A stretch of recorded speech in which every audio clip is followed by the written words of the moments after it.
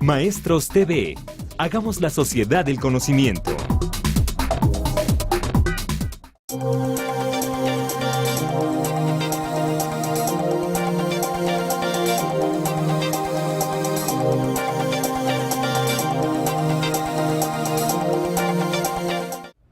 A nombre de la Dirección General de Formación Continua de Maestros en Servicio, les damos la más cordial bienvenida. Buenas tardes y gracias por estar con nosotros en este panel sobre el tema del cambio climático. Una de las temáticas que ha cobrado una enorme relevancia en la actualidad es el tema del cambio climático. Para algunos, un proceso natural que ha acompañado al planeta desde hace millones de años. Para otros, un problema epocal que manifiesta los umbrales a los que hemos arribado como humanidad y que nos coloca en una situación inédita, donde la pervivencia de los seres humanos se ha puesto en peligro. Cientos de líneas se han escrito sobre este tópico. Grupos de científicos e investigadores cotidianamente hacen referencia al mismo. Los medios de comunicación exaltan su importancia.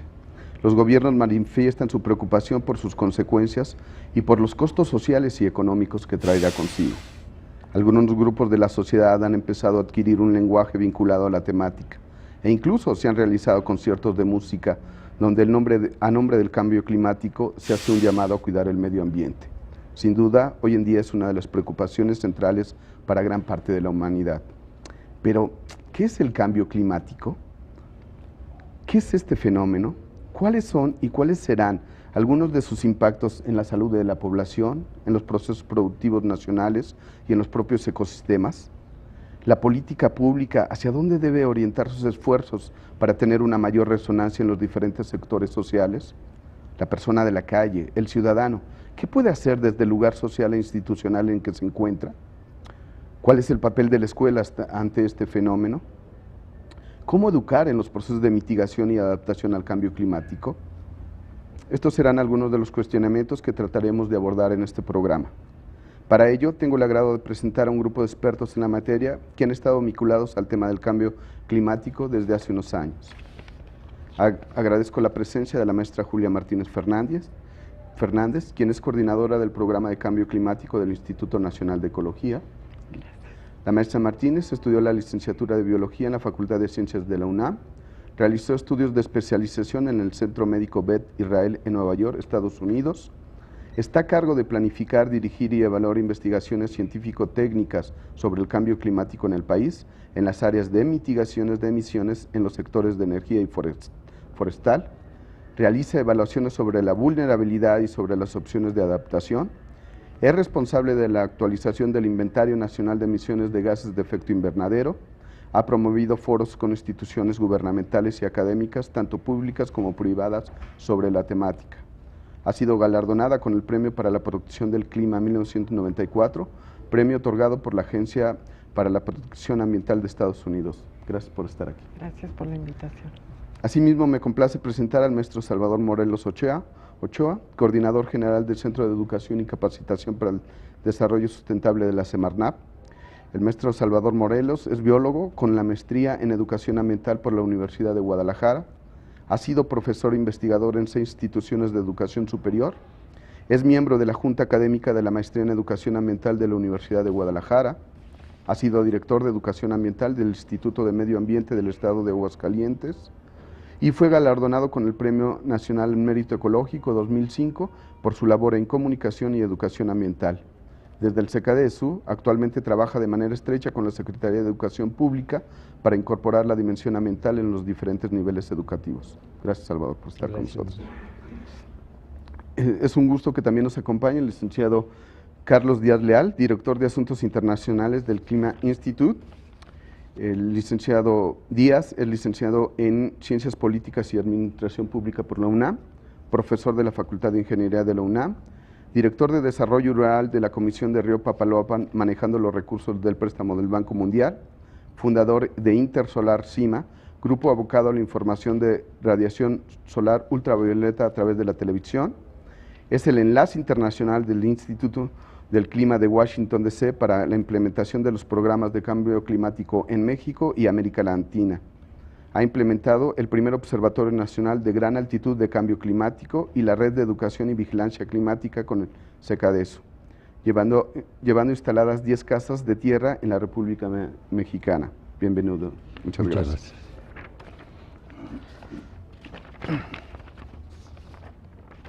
Si les parece, podríamos iniciar con este primer cuestionamiento sobre qué es el cambio climático, ¿no?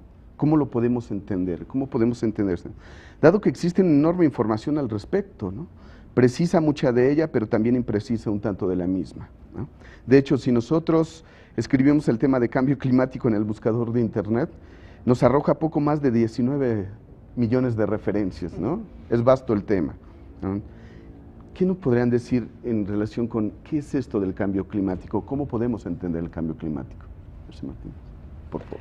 Si nosotros vemos a la Tierra como una naranja, nos vamos a dar de cuenta el espesor que tiene esa cáscara de la naranja. Es verdaderamente delgado a comparación de la naranja en sí.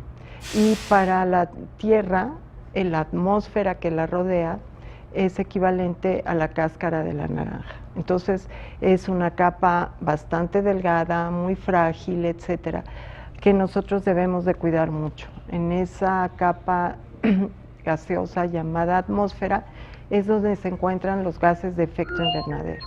Y cada vez que, debido a la actividad humana, cada vez que se queman combustibles fósiles, ¿quiénes queman combustibles fósiles? El microbús que va pasando, el taxi que va pasando, la tintorería, algunas industrias que utilizan cierto tipo de combustibles fósiles.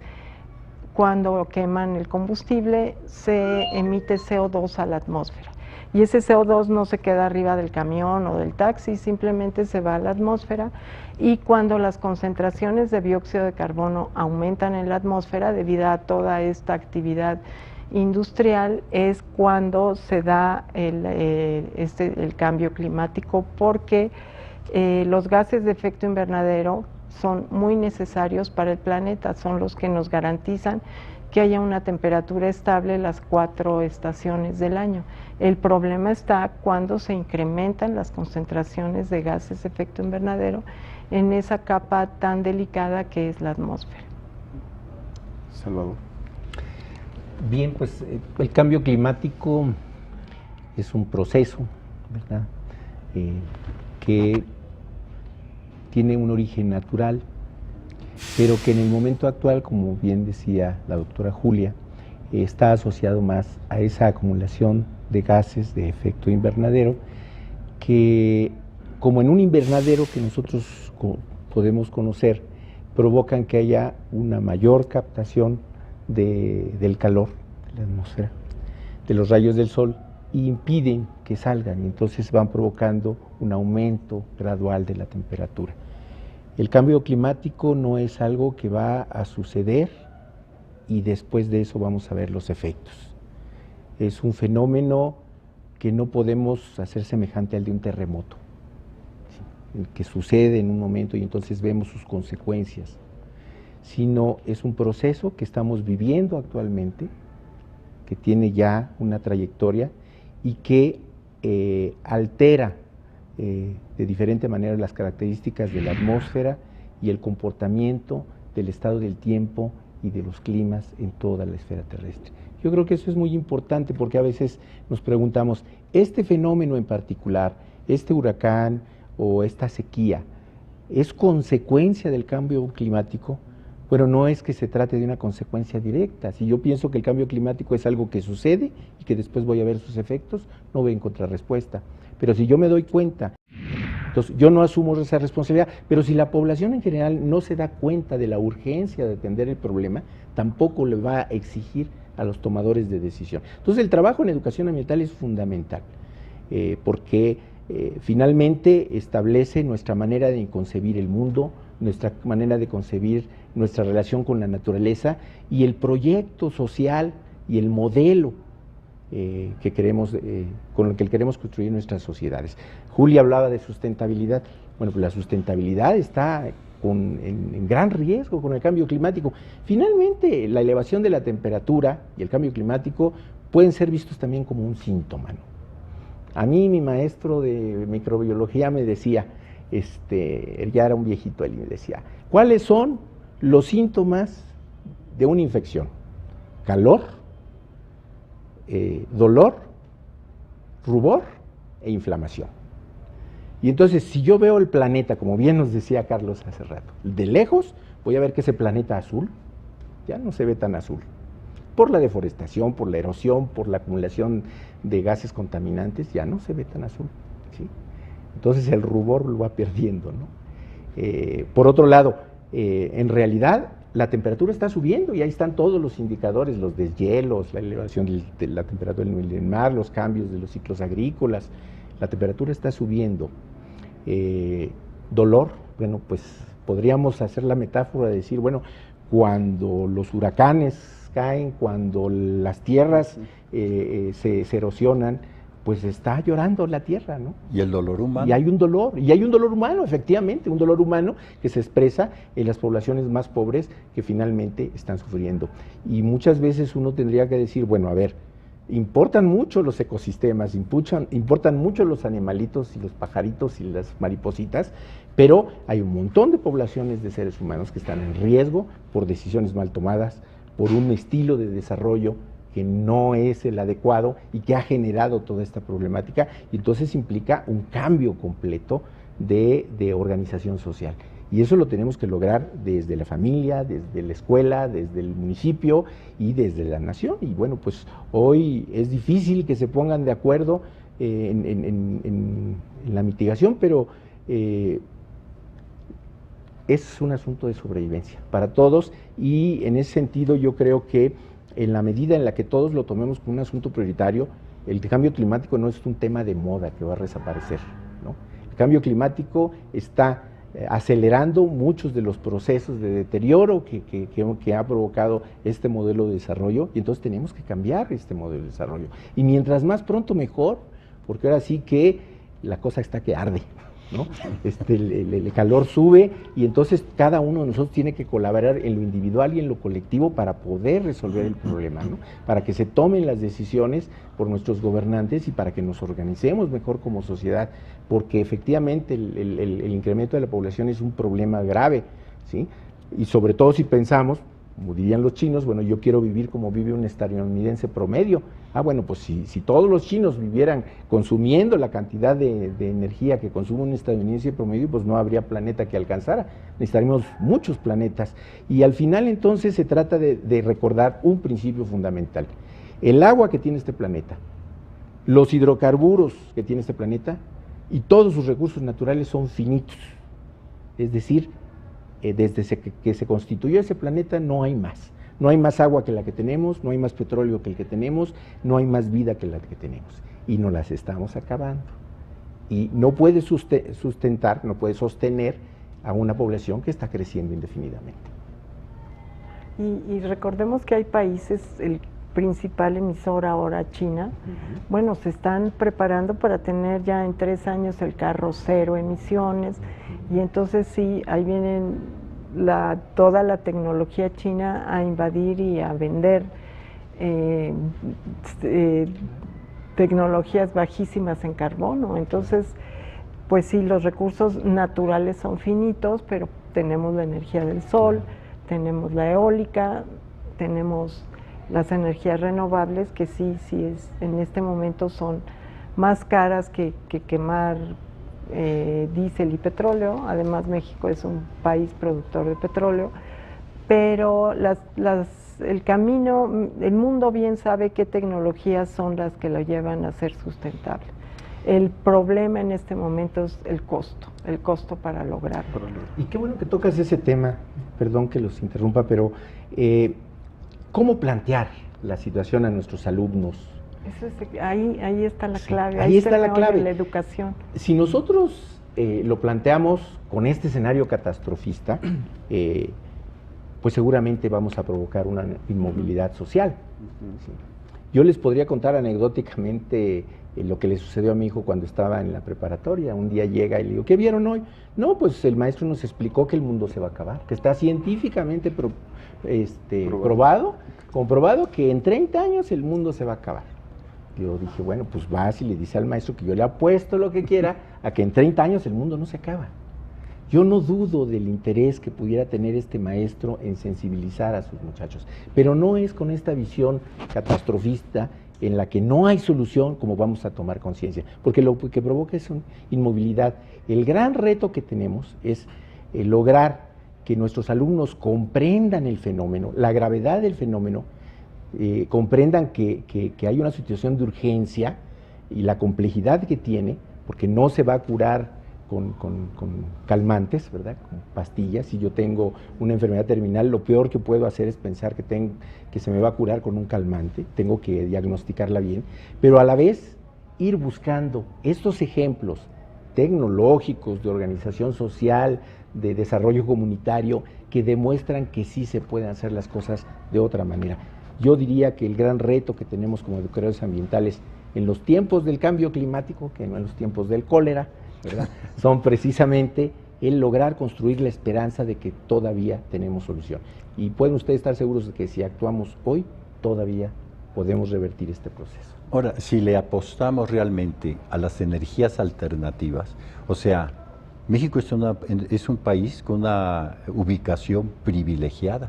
Es más, somos el pueblo del sol, ¿no? Y es increíble que países tan al norte como Japón y como Alemania sean actualmente los líderes de la energía solar.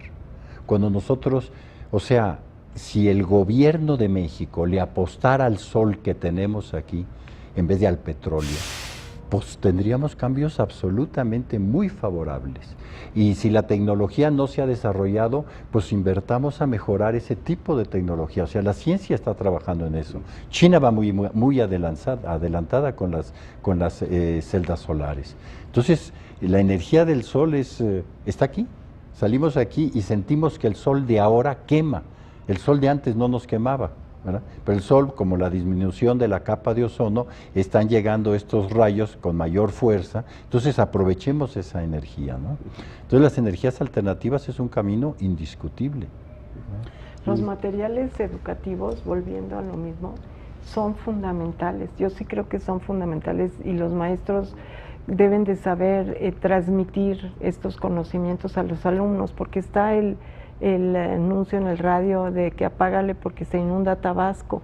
Entonces en Tabasco las autoridades ambientales están muy enojadas, muy molestas porque Tabasco se viene inundando en los últimos 100 años. Entonces sí, Tabasco es vulnerable al cambio climático, pero la vulnerabilidad al cambio climático se suma a todas las vulnerabilidades ya existentes. Exacto. A la gente que vive en los cauces de los ríos, en las laderas, etcétera. Entonces sí hay que transmitirlo y yo creo que la manera es con los materiales educativos desde la educación básica. Si logramos sensibilizar a los ciudadanos desde pequeñitos, porque lo vemos en las negociaciones ya internacionales, con tantos intereses creados, políticos, económicos, etcétera, es más difícil. Yo sí siento que la sensibilización a través de la educación es básica para el futuro del planeta. Una de las voces de los profesores es, a ver, este tema que a la luz es complicado, ¿cómo lo puedo yo abordar, cómo lo puedo trabajar en mi salón de clases? ¿Qué le tendría que decir ese chiquitín, qué le tendría que decir a la niña, el niño, en relación con este tema, para que él pueda tener una comprensión, ¿no?, de esta información y en un futuro pueda, o en la vida cotidiana, pueda llevar a cabo algún tipo de acciones, ¿no? Porque a la luz también parece un tema complicado que difícilmente lo pueden abordar, o lo relegan a que el maestro de química, al maestro de biología, es el que les va a dar esta información. ¿Qué podría hacer el profesor en el salón de clase, en esa parte íntima que es el salón de clase, para poder llevar a cabo? Sí, mira, primero yo, antes de contestar tu pregunta, me gustaría hacer una reflexión. La máxima aportación de la Secretaría de Educación Pública en estos años va a ser la transformación de la educación básica. La reforma integral de educación básica permite articular con un mismo enfoque, una misma orientación, la educación desde preescolar hasta la secundaria. De tal manera que el nuevo plan de estudios contempla una educación básica obligatoria de 12 años con un solo plan, con programas diferenciados, con perfiles de egresos diferenciados y con estándares de aprendizaje diferenciados. Y en ese marco, el trabajo conjunto entre la Secretaría de Medio Ambiente y Recursos Naturales y la SEP ha sido muy importante. Ahí se conformó un grupo de expertos, tanto de la Secretaría de Educación Pública como de la Semarnat, que son alrededor de 54 compañeros, que hemos venido trabajando en la incorporación de la educación ambiental para la sustentabilidad y hemos desarrollado muchas cosas. En primer lugar, revisar los planes y programas de estudio. En este ciclo primero 2011-2012 se van a utilizar por primera vez los nuevos programas educativos y se concluye la generalización en el ciclo 2012-2013. Y entonces van a encontrar ustedes que de manera gradual, de acuerdo al desarrollo del niño, se va estableciendo con el mismo enfoque de educación ambiental para la sustentabilidad, la comprensión de los grandes problemas ambientales. Pero no basta, porque podemos cambiar el libro de texto, ¿verdad? Podemos cambiar el programa de estudios. Si los maestros no cambiamos en nuestra práctica docente, no cambia nada. Y por ello, la Secretaría de Educación Pública también viene desarrollando esfuerzos muy importantes en la formación continua de los docentes. Y prueba de ello son estos materiales, este libro que se llama Cambio Climático, Ciencia, Evidencia y Acciones, que está estructurado a partir de los informes que anualmente desarrolla la Secretaría de Medio Ambiente y Recursos Naturales para difundir el estado actual del medio ambiente, pero hecho en un lenguaje muy accesible. Si ustedes lo abren, van a encontrar que tiene preguntas. Está hecho con las preguntas básicas que todos nos hacemos. ¿Qué es el cambio climático? ¿De dónde vienen los gases de efecto invernadero? ¿Quiénes son los responsables del cambio climático? ¿Qué consecuencias enfrentamos en el cambio climático? ¿Cómo sería el futuro en el cambio climático en el mundo y en México? Entonces la invitación sería a que nos actualicemos en la información, a que participemos en los diferentes oportunidades de formación que hay en los centros de maestros, que hay en línea, en un tema que tenemos que reconocer que es nuevo para la mayoría de nosotros, y este material viene acompañado con una guía de sugerencias didácticas. Una guía de sugerencias didácticas que nos dice a los maestros, pues nos da algunos tips de cómo abordar el tema de una manera compleja, pero que no resulte difícil de entender, de una manera que lo vincule con la vida cotidiana y de una forma que permita a nuestros alumnos y a nosotros mismos comprender, desarrollar este aprendizaje, construirlo de una manera más significativa. Entonces, yo creo que es fundamental el trabajo que podemos hacer en la escuela, y lo primero está precisamente en cómo enriquecemos nuestra práctica docente cotidiana con estos temas emergentes. Y después, bueno, con el desarrollo de actividades paralelas, co-curriculares, que complementen este tipo de actividades de la comprensión de estos problemas y desarrollen pautas de comportamiento, actitudes, principios y valores que nos hagan vivir dentro de la escuela la búsqueda de la solución de los problemas. Yo creo que realmente el factor del cambio está en los maestros, porque los maestros, con su ejemplo, con su conducta, con su enseñanza, son los que van guiando a las mentes de nuestros niños hacia lo que queremos que ellos comprendan y entiendan. El ejemplo que contabas de tu hijo es interesante. Yo creo que sí dentro de 30 años, sí se va a acabar el mundo tal como lo conocemos. Porque si nosotros nos vamos 30 años para atrás, las condiciones de hace 30 años han cambiado totalmente. Y nuestros procesos van tan absolutamente rápidos que nos están dejando atrás en nuestra capacidad de alcanzar el desarrollo de los eventos. O sea, no estamos con la actualidad, ni con la velocidad, ni con la inteligencia, ni con la madurez de afrontar estos verdaderos problemas, ¿no? Entonces, los maestros son ese factor de cambio. El mundo sí está cambiando. O sea, actualmente encontramos una lluvia ácida en todo el planeta que está acabando con nuestras siembras, que es de los puntos que hablaste. Está corroyendo nuestros edificios, está corroyendo nuestras estatuas, nuestros templos antiguos, prehispánicos, o en Asia o en donde sea. Entonces, va muy rápido. Y o le metemos segunda o nos va a arrasar, como ya de hecho nos está arrasando. O sea, esos fuegos de Coahuila incontrolables en cualquier momento se vuelven a prender y van a ser verdaderamente metiéndose a las ciudades y acabando con ciudades, ¿no? Entonces, el maestro para mí es la llave. El maestro es el que tiene la capacidad, ¿por qué? Porque está con ellos, está con los niños. Un ejemplo que yo diría en las casas de la tierra que estamos colaborando conjuntamente. Cuando llegan los niños a la Casa de la Tierra y ven lo que está pasando en el planeta y lo ven objetivamente o pueden aprender geografía viendo la esfera colgada. Y entonces al terminar nuestras presentaciones los niños nos dicen, bueno, ¿yo qué puedo hacer? Yo, ¿cómo le digo a mi papá que apague la luz? Le digo, pues así. Papá, ¿para qué dejas prendida la luz si no estás en este cuarto? ¿No? Entonces, el factor de cambio está en los niños, que tienen más conciencia, están más libres, están más abiertos, porque los adultos nos vamos rigidizando frente a los fenómenos, o nos vamos endureciendo, o lo que es peor, cuando decimos, pues no importa porque yo ya no voy a estar aquí, que es una salida muy fácil y muy fuera de lugar, ¿no? ¿Sabes cuál es el problema? Que si nosotros los jóvenes, y los jóvenes en plenitud como yo, ya no tomamos acción, a esos niños no les vamos a dejar nada. No les estamos dejando nada. Entonces tenemos que actuar ya los otros. Y entonces lo que tenemos que hacer, por ejemplo en la escuela, es organizar a la comunidad educativa, ¿sí? Para que todos resolvamos el problema. Preguntarnos, a ver, ¿cuál es el desempeño ambiental de mi escuela? ¿Cuánta agua consume? ¿Cuánta basura produce? ¿Maneja adecuadamente sus residuos? ¿Contribuye a la conservación de la diversidad biológica? ¿Qué tanta energía consume? Y entonces, ¿cuál es la huella ecológica que está dejando? Y en el momento en que visibilizamos eso, en el momento que hacemos un diagnóstico del desempeño ambiental de nuestro centro educativo y tomamos conciencia del impacto que estamos generando en el ambiente, podemos organizarnos y decir, bueno, para solucionar el problema no basta que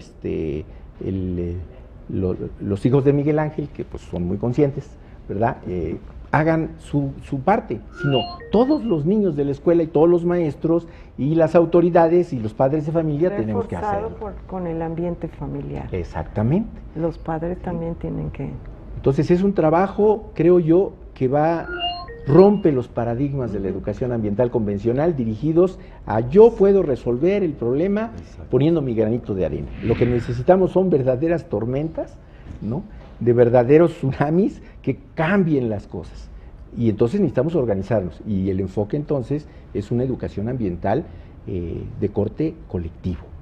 Tenemos que educar a la colectividad para construir ciudadanía ambiental. No ciudadanos, ¿no?, sino ciudadanía ambiental. Comunidades concretas, empoderadas, que toman en sus manos la transformación de su realidad inmediata, porque el cambio climático a nivel global no lo vamos a poder resolver si no cada una de las colectividades hace lo que tiene que hacer. No hay alguien que tenga la varita mágica y de la noche a la mañana diga se acabó el cambio climático. No, eso es algo que tenemos que construir de abajo para arriba. Y si hacen ese ejercicio en su escuela, llegan a su casa y hacen una auditoría, que es lo que decían. Bueno, vamos a ver, tenemos lámparas compactas, cómo está las áreas verdes a nuestro alrededor, debemos de reforestar, nada de talar árboles, en fin, sí es una manera de pensar a corto, a mediano y largo plazo. Este paidoísmo ambiental de que mucho hemos caído los educadores ambientales de adjudicarle la responsabilidad a los niños ha sido en ocasiones en detrimento para los propios problemas, porque el niño se voltea y me dice, oye, pero ¿cómo quieres que yo resuelva algo que tú provocaste, ¿no? El problema creo que tiene que tener este sentido de integralidad y sobre todo de comunidad, ¿no? El problema es de todos. porque los gobiernos de todo el mundo no pueden solos con el problema de cambio climático. Tiene que entrar la iniciativa privada, es un problema global. ¿La escuela está preparada para ello? ¿Para esta transformación, para este cambio que estamos pugnando Bueno, ahora? la escuela es el lugar ideal para que esto suceda. Sí, pero la institución escuela está preparada para este cambio, donde lleguemos y podemos ver si en realidad se están llevando, cuánta agua estamos consumiendo, si estamos manejando los residuos, qué estamos comprando. Yo creo que sí. Yo creo que sí. Lo que nos hace falta es, ahora sí que, terminar de tomar conciencia y poner manos a la obra. Si nosotros vemos los nuevos libros de texto, vamos a encontrar, por ejemplo, si no mal recuerdo, en el libro de tercer año de matemáticas, se le dice al niño, calcula cuánta basura generas en tu salón de clase y calcula cuánta basura se genera en tu escuela. ¿Por qué? Porque ya no es como cuando los que estudiamos con los libros de la madre patria, ¿verdad? Hace años, en los que eran contenidos y contenidos y contenidos. Hoy el trabajo del maestro tiene mucho que ver con el desarrollo de proyectos de intervención educativa, ¿no? Y de aplicación de resolución de casos, de problemas, y con base en la realidad. Entonces creo yo que gradualmente ya sabemos el cómo, lo que tenemos que hacer es instrumentarlo. Les pongo un ejemplo. En los últimos años se decretó la creación de los consejos escolares de participación social para la educación.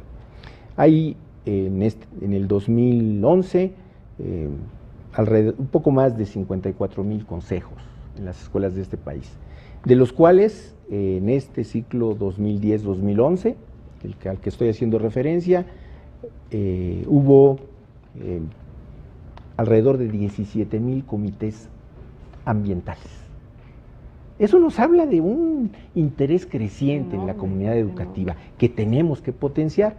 Y bueno, yo terminaría esta intervención diciendo que otro de las decisiones que ha tomado la Secretaría de Educación Pública conjuntamente con la Semarnat es establecer un proceso de certificación ambiental de escuelas, basado precisamente en mejorar la gestión ambiental de los centros escolares, pero no con la idea de ponerles la estrellita, ¿no? Y de hacer una auditoría ambiental que va a decir esta escuela se porta bien y esta se porta mal, ¿no? Claro que se puede reconocer esos esfuerzos, sino como un proceso educativo colectivo en el que de manera gradual la comunidad educativa se organiza, toma como objeto de estudio los problemas ambientales de su entorno inmediato y los del no tan inmediato y desarrolla actividades para transformar esa realidad. Y vincula lo que dicen los programas de estudio con lo que están en los libros de texto, con el análisis concreto de la realidad en la que vive. Entonces yo creo que la mesa está puesta para todos los maestros. En el momento en que el alumno se da cuenta de la cantidad de basura que se genera en su salón y a nivel total en la escuela, se da cuenta de la importancia del reuso de los materiales, de llevar el almuerzo para la hora de lunch, etcétera, en algo que puede lavar en su casa, los utensilios para comerlo. Cuando ve la factura eléctrica de la escuela, darse cuenta de la eficiencia energética, de lo importante que es ser eficiente en el uso de la energía en su escuela. Yo creo que manejar esos números les da los elementos para que ellos se den cuenta y tomen control de la situación y mejoren el rendimiento de todos esos materiales. Si me permites, te pongo un ejemplo de la vida real, de cuando se hizo el proceso de prueba piloto de los modelos de gestión ambiental escolar. Esto sucedió en la ciudad de Aguascalientes. Resulta que empiezan a medir, a ver el medidor todos los días, y entonces se dan cuenta que todos los jueves sube, hay un pico de energía tremendo. Entonces, pues del primero que sospecharon, pues fue del velador, ¿no? O sea, hacer su fiesta nocturna. No, ¿qué creen que era? Los jueves se instalaba el tianguis junto a la escuela y se colgaban los diablitos, ¿no? Entonces, en el momento en que uno vuelve los ojos a su realidad, se da cuenta de cosas que además resultan inesperadas. Como esas podemos decir realidades más difíciles. Ahora que hemos estado hablando con los gobiernos de los estados para que impulsen este programa de certificación ambiental de escuelas, nos decían en una escuela, bueno, es que nos han dado muchas veces tambos, pero se roban los tambos de la escuela. Entonces necesitamos, dado el nivel de inseguridad que vivimos, que esos tambos estén en primer lugar agujerados para que no les sea útil, en segundo lugar encadenados para que... Sí. Bueno, está bien, tendremos que buscar la manera de asegurar eso, o igual no poner tambos y poner recipientes de otras características que no le sean tan atractivos a la... Tenemos entonces que hacer una educación ambiental que responda a la compleja realidad en la que vivimos actualmente en nuestro país. Pues sí, estoy de acuerdo contigo. Totalmente. ¿Cómo vislumbramos? Bueno, porque los escenarios que me imagino que tiene línea en relación con esto es que va a seguir en aumento la emisión de este tipo de cosas. ¿Cómo vislumbramos el futuro desde los aspectos escolares, ¿no? ¿Qué tendríamos que estar haciendo, digamos, para que esto ya quede como una política pública, que quede implementado y que también tenga una mayor comprensión para todas las personas? Porque me parece que este concepto de comunidad escolar debe involucrar también a las personas de la comunidad a las que están. Nos decía Lucy sobre el problema que hemos tenido como educadores ambientales es que hemos estado poco vinculados con lo que está fuera de nosotros. A ver, ¿qué pasa en nuestra colonia? ¿Qué industria hay? ¿Qué se produce ahí? ¿Quién la produce? ¿Quién trabaja ahí? ¿De dónde viene? ¿Qué tan dañina Sí, es? los aspectos más cotidianos, más cercanos a la persona. ¿Qué tendríamos que estar haciendo desde desde la escuela como lo estamos pensando, que no es la escuela que tenemos ahora, ¿no? ¿Qué estaríamos Pues pensando? yo creo que cada quien tiene su ámbito de responsabilidad.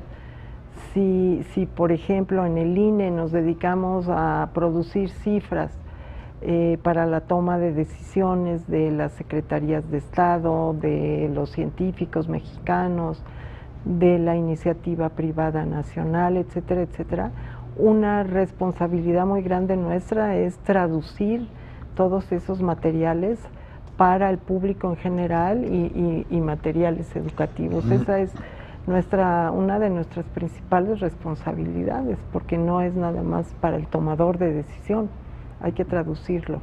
Entonces yo lo veo como algo fundamental, porque además eso hay que actualizarlo, no es como para dar... Claro, claro. Es la información anual la que hay que utilizar Claro. en los materiales. Y yo diría que el gran reto es además el que no veamos este asunto como un asunto de divulgación científica, si me permiten la expresión, ni con un asunto de exclusivamente crear conductas o pautas de comportamiento. O sea, no se trata de enseñar el manual de Carreño del ciudadano ecológicamente bien portado. No, se trata de que desarrollemos efectivamente pautas de comportamiento, de que comprendamos mejor desde una perspectiva científica el problema, pero que desarrollamos también principios y valores. En el programa de educación básica se han incorporado reflexiones importantes, contenidos importantes de educación ambiental en los programas y los materiales de formación cívica y ética. Y entonces tenemos que ir viendo valores como la convivencialidad o la mejora de la convivencia entre los seres humanos como un factor fundamental para construir comunidades que sean sustentables desde lo social, un asunto de responsabilidad social en el sentido de la responsabilidad que tenemos nosotros como seres humanos ante la conservación de esta maravillosa vida que tenemos. No ver a la naturaleza como una fuente inagotable de recursos, sino como una posibilidad de desarrollo para el ser humano, ¿por qué no? Pero en la que nosotros, por ser la parte consciente de esa naturaleza, tenemos la enorme responsabilidad de conservar las posibilidades decía de resiliencia hace rato Julia, decía, híjole, ¿qué será esa palabreja? Pero es un poco más o menos como, ¿cómo podemos regresar a los estados normales naturales de nuestro ecosistema? Y estar más fuertes ante los embates futuros. Sí, exactamente. ¿Cómo podemos resistir a esos embates y generar estrategias, mecanismos de adaptación que nos permitan seguir desarrollándonos con equidad social, con justeza, ¿no? En armonía con la naturaleza, siendo conscientes de que todo lo que hacemos en ella la desequilibra, pero que es nuestra responsabilidad el mantener los procesos de la naturaleza, porque en el momento en que rompemos el ciclo del agua, en el momento que alteramos los ciclos de nutrientes, entonces estamos alterando completamente las posibilidades de estabilidad que tiene este gran ser vivo que es el planeta Tierra, ¿no? Y que tiene sus propias leyes. Claro. Y que el hombre, al estar violando esas leyes, estamos rompiendo la comunicación con la tierra, ¿no? Al separarnos de ella, al usar zapatos y no sentir el contacto verdadero de la tierra, al vivir en ciudades totalmente pavimentadas, aislados de la realidad. Entonces, yo he tenido oportunidad de viajar toda la República con esto de las casas de la tierra, muchos de ellos por avión, pero la mayoría por tierra, y me ha permitido comprender mejor lo que está pasando en la tierra, porque donde yo veía antiguamente que había muchos árboles, ahora están sembradíos de maíz. Muchas zonas de Chiapas que tenían bosques, seguimos con la tala, roza y quema, y vemos que hay siembras de maíz que ya cosecharon y que están abandonadas y que no vuelven a cosechar y van sobre la siguiente etapa, ¿no? Entonces, realmente sí es una etapa catastrófica la que estamos viviendo. No quiero ponerle un nombre verdaderamente que nos impresione, pero acabo de ir a las cascadas de Agua Azul en Chiapas. Uno llegaba a las cascadas hasta que estaba enfrente de ellas y las veía. Y decía, qué maravilla de lugar, esto es precioso. Actualmente no, uno va en la carretera y antes de que llegue ya las está viendo, porque ya desmantelamos toda la vida vegetal que hay en donde están las cascadas. Entonces, verdaderamente estamos rompiendo todas las leyes de la naturaleza, no estamos cumpliendo con ellas, le estamos imponiendo el cemento, el CO2, una costumbre de plástico, de vida plástica, etcétera. O regresamos a una vida más simple, más sencilla, más acorde, o vamos hacia un callejón sin salida, vamos a un abismo. Eso es lo que le está pasando a nuestra sociedad. Yo creo que los niños y jóvenes sí están ávidos, están ávidos de aprender y de cambiar conductas y ver resultados desde su escuela, en su casa, su comunidad. Yo creo que esa es la principal labor. Son, Julia, la generación del cambio. Sí. Y no del cambio climático, sino del cambio realmente. Hacia el desarrollo sustentable. Claro, hacia la sustentabilidad. A nosotros, de alguna manera, los que ya tenemos más años, nos ha tocado diagnosticar el problema, analizarlo, buscar alternativas, pero no nos da mucho la vida en el futuro, a pesar de que yo voy a pasar los 100 años, ¿verdad? Pero son estos jóvenes, estos niños, que están hoy en las aulas, los que les va a tocar generar un cambio realmente, ¿no?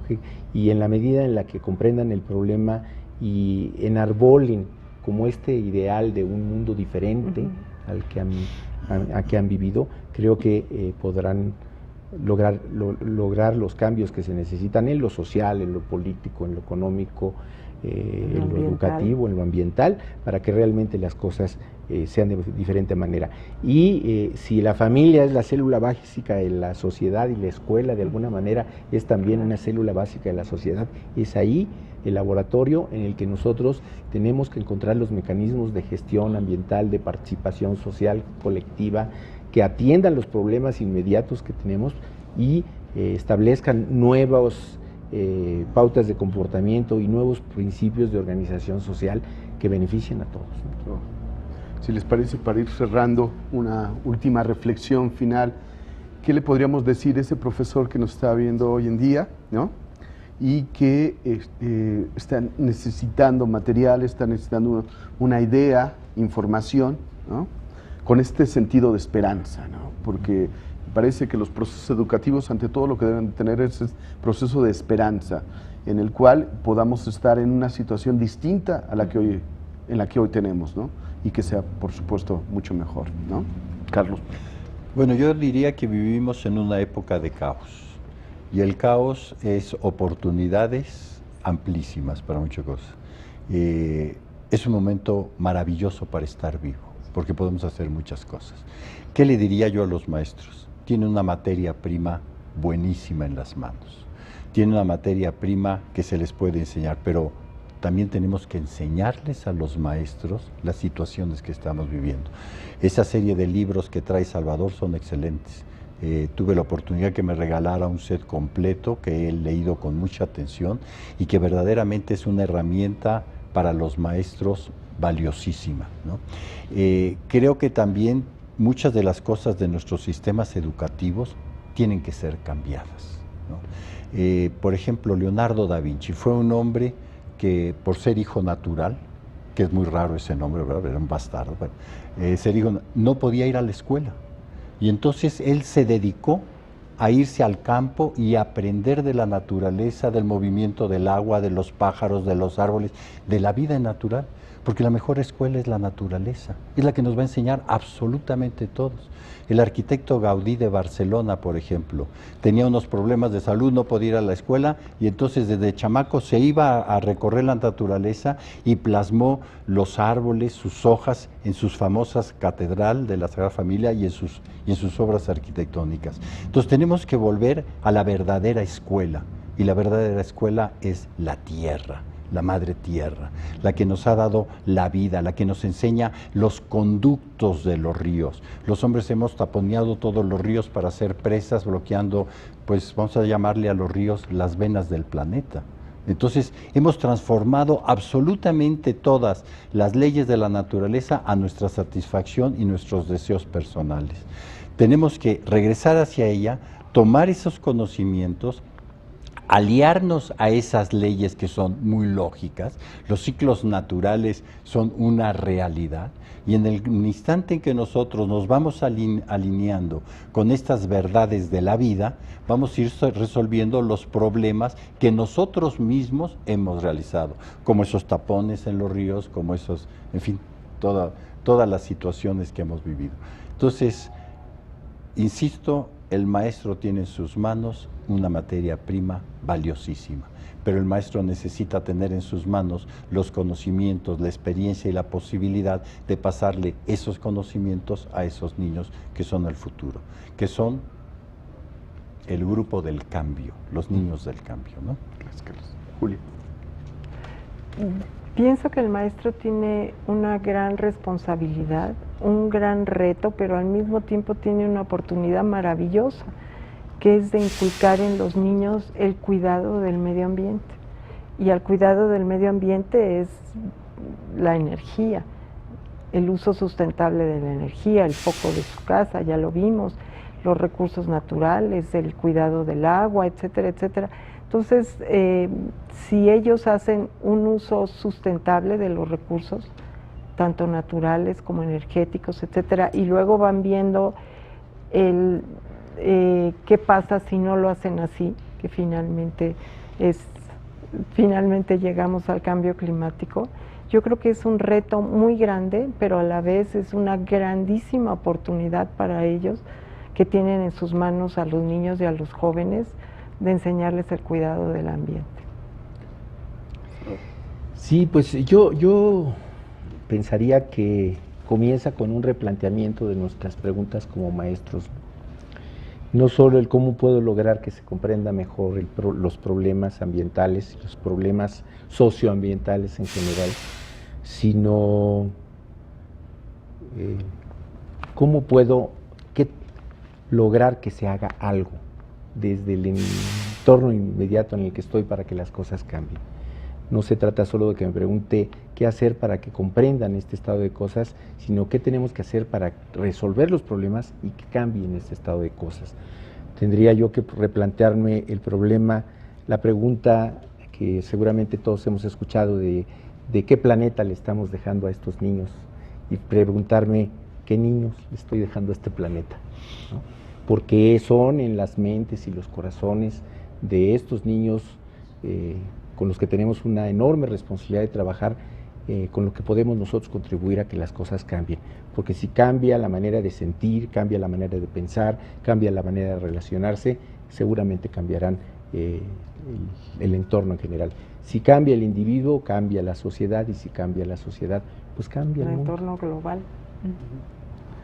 Bueno, pues les agradecemos haber estado con nosotros y haber intercambiado sobre este importante tema. Salvador, Julia, Carlos, y buenas tardes a todos ustedes. Gracias.